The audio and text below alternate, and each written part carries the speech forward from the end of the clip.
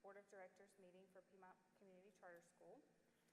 Piedmont Community Charter School is a tuition-free K-12 school that offers a superior college preparatory educational option for this community and its families. Now I'd like to ask us to take a moment of silence.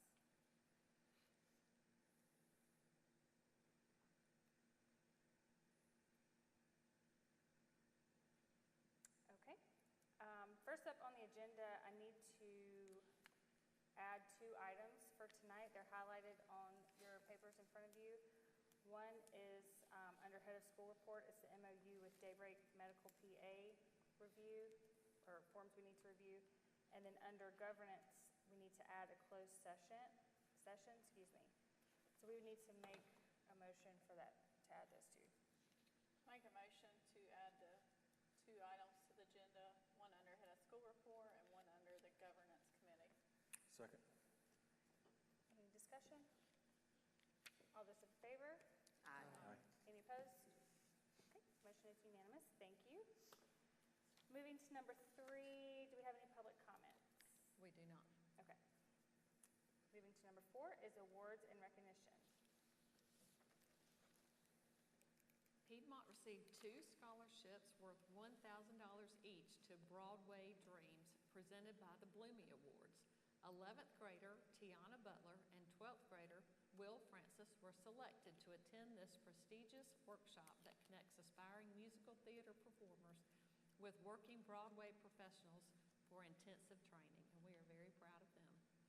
The PCCS high school dance team attended the Showstopper National Dance Competition in Orlando this summer and won several awards, including Xavier Jatan earned platinum for his hip-hop solo, Braden Crabtree won the Rising Star Soloist Award, and Kara Hammond and William Francis were the overall national champions in the duo-trio category.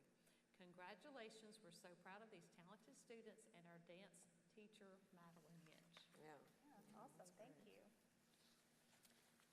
Okay, moving to number 5 is approval of previous minutes, which are in your packets.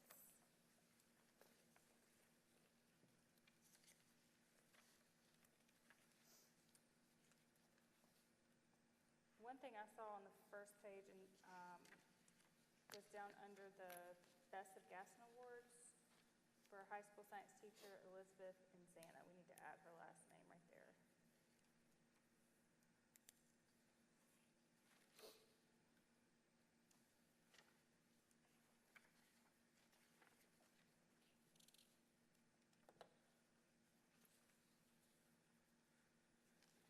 There's no other changes, so we need to make a motion to approve with that change.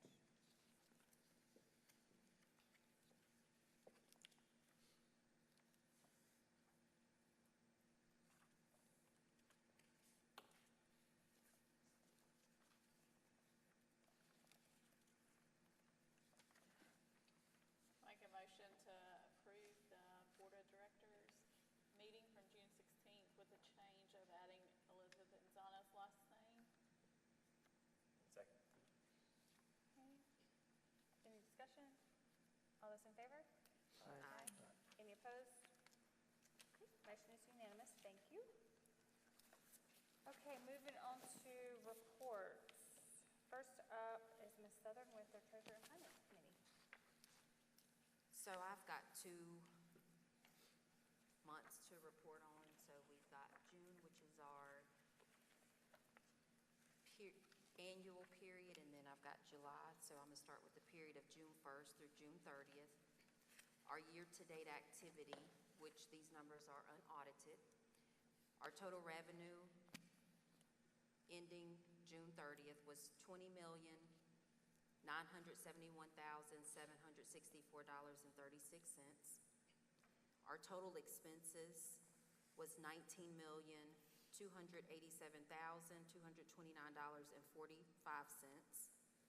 That left us with a net surplus before our investment of $1,684,534.91. And after the income and expense from the investment account, we were left with a net surplus of $2,149,574.75. Moving on to the surplus and cash report as of June 30th. In the operating account, there was $4,998,404.78. In the student activities account, there was $145,056.99. The investment at fair market value was $3,565,134.89, plus the $1,000 in petty cash, gave us a total of $8,709,596.66. Moving down to our anticipated cash position, which was our budgeted numbers, the cash and investments on hand as of June 30th, 2025 was $7,393,536, plus the current year budgeted surplus of $1,461,875.25, minus the fund balance appropriations, left us with an expected cash and investments on hand as of June 30th, 2026 of $7,099,825.44. And one thing that I do want to point out there is our budget amount was less than our actual amount because the amount in the fund balance appropriations, we hadn't used all of that, and so we had only used about $823,000. And in addition to that, from the investment account, we had about $481,000 in income. So the two of those left us with a surplus of the $8 million. Moving down to the U.S. Bank account, in the bond fund, the ending balance as of June 30th was $112.34. In the debt service reserve fund, there was $1,794,044.73. In the repair and replacement account, we had 7 cents, and that left us with a total of $1,794,157.14. Any questions for the June report? Okay. Moving over to the July budget report. So for the month, in revenue, we had $1,028,282.11, minus our total expenses of $1,411,322.18,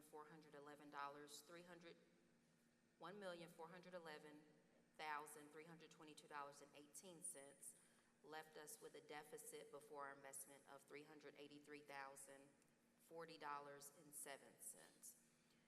Once we add in the income and expenses, we were left with a deficit after our investment of $408,293.73. And a lot of that is just because we haven't received the funding from the state and local. So typically, it starts to write itself October, November-ish, Yes. right? Yeah. Yes. Moving over to the surplus and cash statement for July. In the operating account, there was $4,732,829.18. In the student activities account, there was $118,034.33. The investment at fair market value was $3,539,881.23, plus the petty cash of $1,000, left us with a total of $8,391,744.74.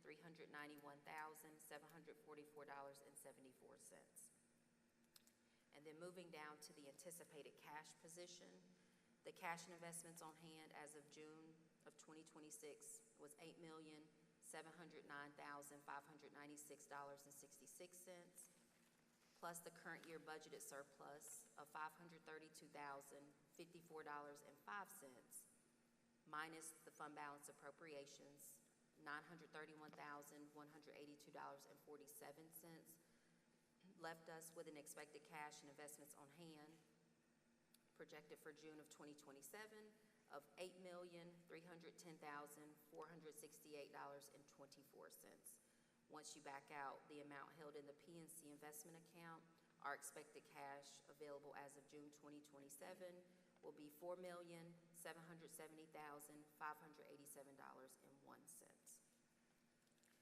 Moving down to the U.S. Bank account, in the bond fund, as of June 31st, 26, there was $149,417.28. In the debt service reserve fund, there's $1,794,052.10. In the repair and replacement account, there is 7 cents, and the total amount held at US Bank is $1,943,469.45.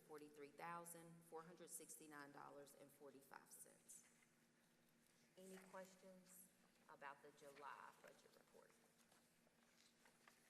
Thank you.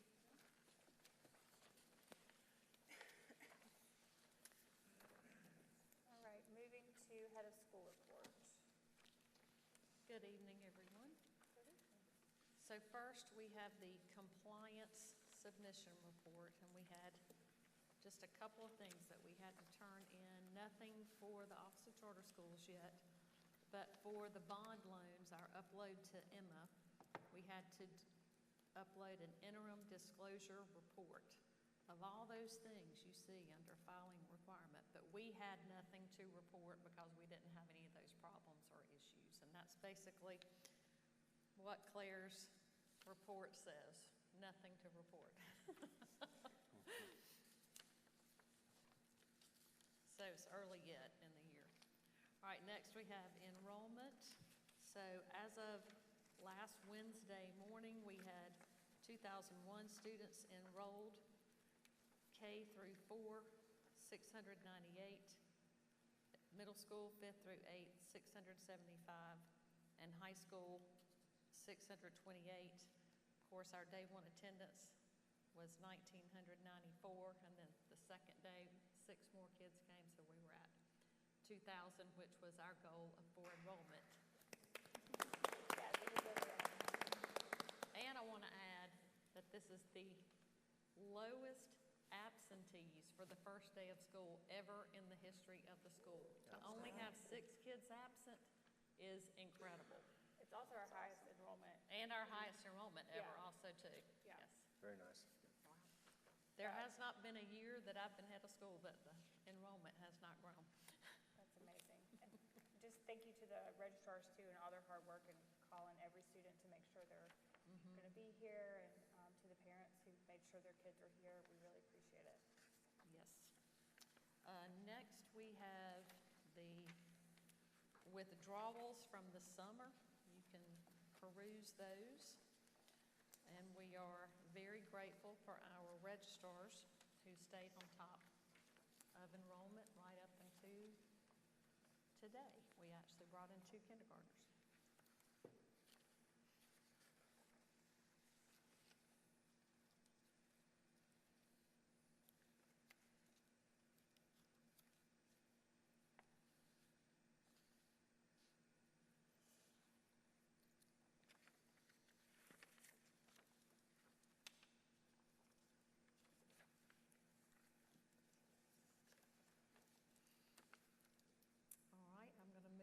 To the personnel report. These are new hires since our last meeting in June.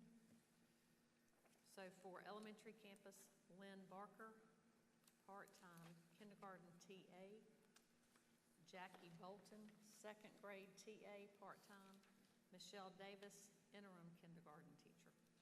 For the middle school, Jillian Eady is the STEM teacher.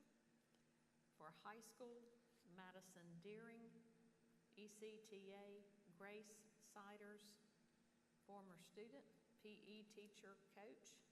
Lee Washington is our college now facilitator. Jordan Williams, ELA teacher. William Bushart, part-time EC teacher assistant. And I do need approval for these contracts.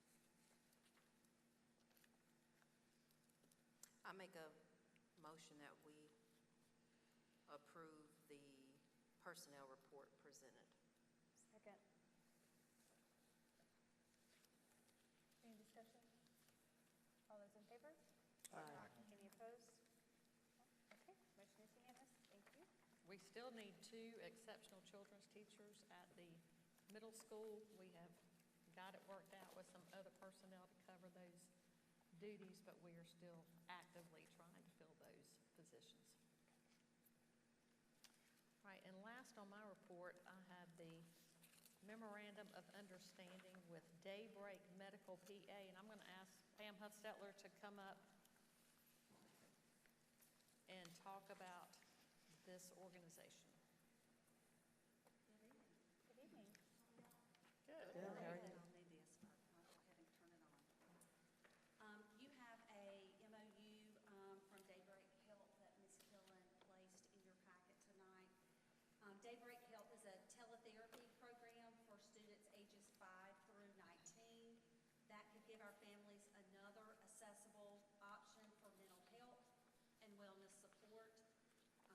Before I get into the details, I want to emphasize that this would not replace Integra or the on-campus therapy services we already provide. It would simply give parents another option, particularly when scheduling, transportation, or other circumstances make on-campus option a little bit more difficult.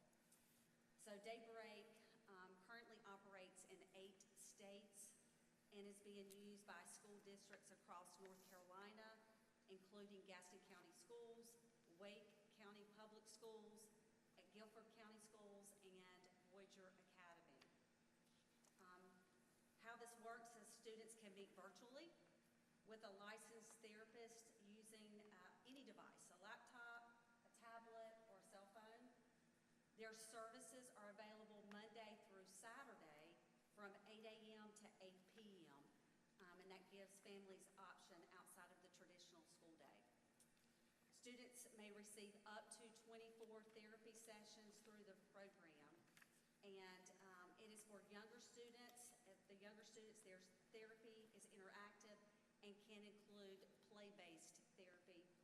So for ages 5 through 12, parents and students are involved in the therapy. And then ages 10 through 19, it can be an individualized session with the student only. They do have 10 spoken languages, so if they request a Spanish-speaking therapist, they have that available for them. There is no cost to the school for providing the access to Daybreak. Services are billed to the student's health insurance, so depending on the family's insurance plan, a copay or co-insurance may apply. And if they have Medicaid coverage, it's 100% at no cost to the family. So we know that mental health challenges don't stop when students walk through the school doors. So anxiety, depression, family concerns, peer relationships, and other challenges can affect a student's ability to attend school, concentrate, participate in class, and succeed academically. So we're hoping that this will give parents another option other than Integra to be able to address those underlying issues that can affect attendance, behavior, engagement, and academic performance. So what they will provide to the school, they will provide a monthly aggregate program data that includes items such as referrals, number of sessions attended, appointment times, diagnoses, and related program data, overall utilization, and outcomes. And that will allow us to be able to evaluate whether the resource is reaching students and making a meaningful difference. The one thing that I think I like the most is that they provide to us educational resources or information for us to provide parents through Parent Square at no extra cost. And so like a monthly educational flyer, some of the things that they provide is like vaping and its dangers, peer pressure, anxiety, social media, and other issues affecting children and teenagers. So like I said, we could share that through Parent Square, and that not only is going to impact the students who are getting services, but it's also going to be able to be seen by the broader school community, so every student and every parent. So Daybreak is, like I said, is not replacing what we already have. It is just expanding options available to our families. Can you repeat those hours again? Yes, ma'am. It's 8 a.m. to 8 p.m. Monday through Saturday. Thank you. Would we send out like a mass communication about it, or if families needed the service, would they just reach out to From my understanding, it would take 3 days to set up, and then we would probably send something out where parents wear. Okay. That part of it, I'm not exactly sure. But I mean, like initially, just to let parents know Yes. that it's available. And, Absolutely, Okay, absolutely. that's great. So Ms. Killen had our attorney to look at the MOU, and they updated some things, and they accepted all of the updates that they requested. So it feels like a no-brainer to me to offer another service to our families like this, especially there's no cost to us to do it. So we would need a motion to approve to be able to implement, unless you guys have any more discussion or questions for Ms. Huffsteller.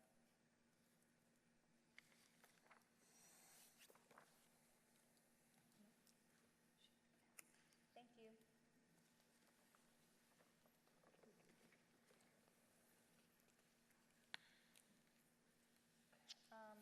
Well, I would like to make a motion to approve the MOU from Daybreak Medical as presented. Second. Any discussion? All those in favor? Aye. Any opposed? Okay, motion is unanimous. Thank you. All right, thank you very much. On our calendar this Saturday, we have board training from 8 to 12 with Tom Miller. September 9th will be the 20th day of school, and September 15th will be our next board meeting. Thank you. So since this is our first meeting of the year, I know these next few committees probably are not going to have reports, but I'm going to go through, just in case, academic committee? No report. Okay. Athletics? No report, just would like to say that we're off and running with tryouts underway at the middle school. High school is underway with soccer, volleyball, cross country, and girls tennis. So as you recall, last year we started the athletic homepage. So Ms. Huffstettler and team have done a great job this week of going ahead and putting all the schedules out for the upcoming sport events. So I encourage you to take a look at that. And I would also like to thank Ms. Huffstettler for her work this summer in getting the new fence put up around the soccer field. It looks amazing, and we know it'll be very beneficial for our high school admin team. That's it. Thank you. For facilities, our committee has not met, but I did want to provide an update. The painting and flooring projects and HVAC projects this summer went great. I hope all the teachers and kids are happy with how it looks. It's probably, and now I can say it because it's over, it's probably our smoothest project that we've had in a while. They're laughing because they know. So anyway, that's done, and we'll start up meeting again in September to kind of figure out what we're going to do next. So I appreciate all the teachers who had to move all their stuff out, and admin and all of that, because I know that wasn't easy. So we appreciate that. But it does look outstanding, so thank y'all. Yes, it does look great. Okay, next up we have governance, which, Paul, do you have a report? No report, but pursuant to the amended plan, I'll move that we go into closed session pursuant to General Statute 143-318.11, subsection 8.6. Okay.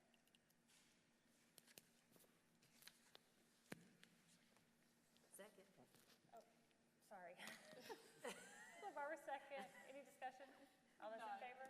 Aye. Any opposed? Nope. Okay. Motion is approved.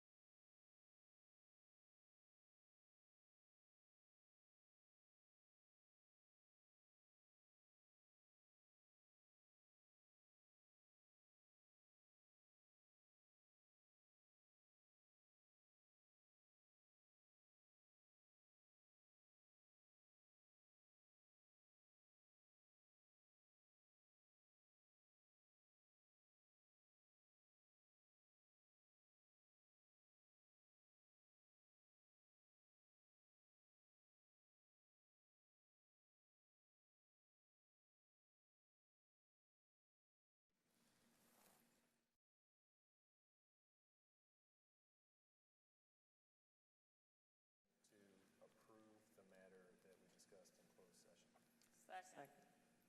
Any discussion? All those in favor? Aye. Any opposed? Okay, yep, motion is unanimous. Thank you. Okay, our next board meeting will be September 15th.